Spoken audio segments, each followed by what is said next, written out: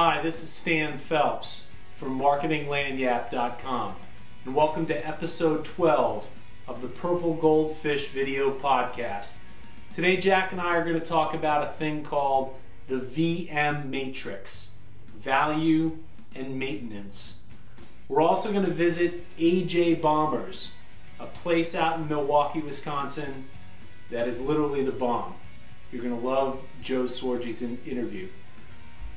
Today's podcast is sponsored by Synergy Events, an award-winning experiential marketing agency. Thanks and enjoy the podcast.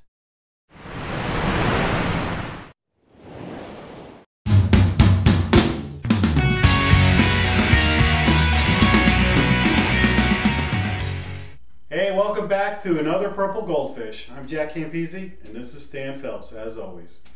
What's going on today, Jack? Oh, not much. You got hula dancers. What's going on there?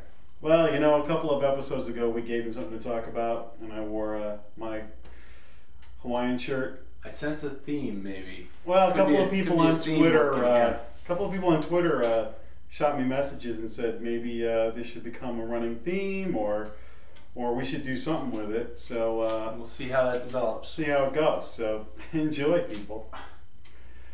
Okay, so today what I wanted to talk about was that you tend to bring your analogies back to dating and picking up chicks all the time, which I love about you. This is like a theme show, right? It is a theme show. So I want to be Dr. Lecter and get inside your head and find out this id thing that you've got going with a Purple Goldfish. So the topic today is the VM matrix. VM matrix. Not with the Matrix, like with Neo and all that. Right. It's the VM matrix. The VM matrix. So tell me, what is the VM matrix and where did this one come from? All right, so it dates back to when I was in college, and I used to have a theory on determining what girls were kind of dating material. And I would put them into two categories. There was the V portion, which was value. Okay, V is value. V is value. So a girl could be high value or low value. And I'll let you figure out what that, everyone has their own version of what value is. And then the second part, and I think everyone can relate to this, is the idea of maintenance. That's a big word in dating. So when I was looking at someone to date, is that person low maintenance, very easy to get along with, very easygoing, or is that person high maintenance? You know, exactly. If you had a few of those in your... I think one of the tags on somebody that they don't want to hear out of my mouth is, oh God, she's high maintenance. High maintenance, right. So typical matrix type of thing, if you literally have the V being the vertical axis and you have the maintenance being the horizontal, you literally can create these four different quadrants. And the ideal goal is Time out. When you were thinking about picking up girls, when you created a matrix, were you able to pick up a girl with theories like this? You nerd? These are things that were going in my head, maybe. I had to just jump in. I digress. But you know, obviously, I was looking for someone who is high value and low maintenance. So that's like, if you can imagine, the upper right part of the quadrant is where you want to be.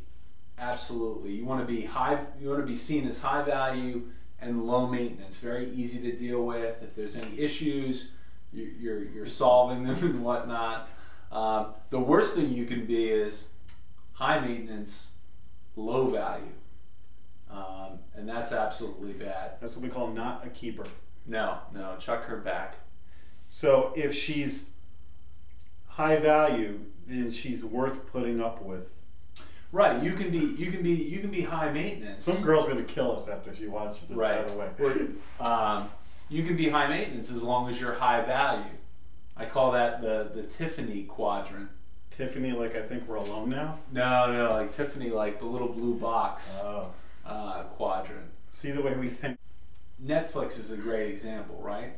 They're extremely low maintenance, right? You can hold on to the DVD as long as you want. You pop it in the mail, when you're done with it. They literally send you back one like the next day.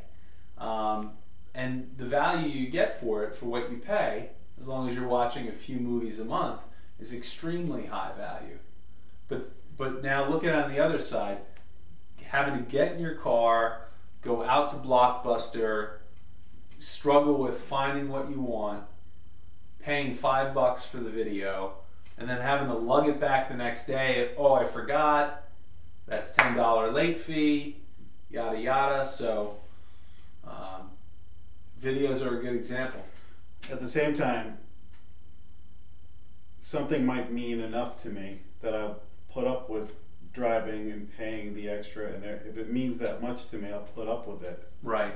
So there's a couple of different ways to look at it. All right, so is that the VM matrix in a nutshell? That's the VM matrix in a nutshell. All right, then it's time for the pitch. We're still collecting Purple Goldfish, so go to the website, submit them. I just submitted another one that I discovered the other day, so we're in this too. And also, we're on iTunes, so subscribe. Yep, subscribe, leave a comment if you can. Leave a comment on this blog too. And then that's another goldfish in the tank. We'll see what the next shirt is. Oh, there's another shirt coming. See you next week. See you next week. Thanks.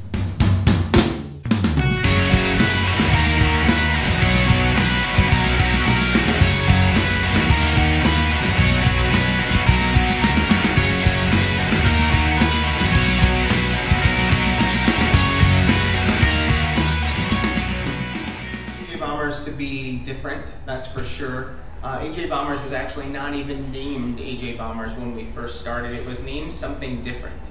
And the only things that we knew was we were going to allow people to write on the walls, and we knew we were going to put peanuts all over the place. And then our design company actually showed up one day with this metal thing, and I didn't really know what it was. And he sort of shows it to me that it has these bay doors, and there's no booths in the restaurant. It's literally just 4 walls and a floor and a bar. And he walks up to the wall and bangs it against the wall and shows me the bay doors open, and that was it. That is when it became Bombers.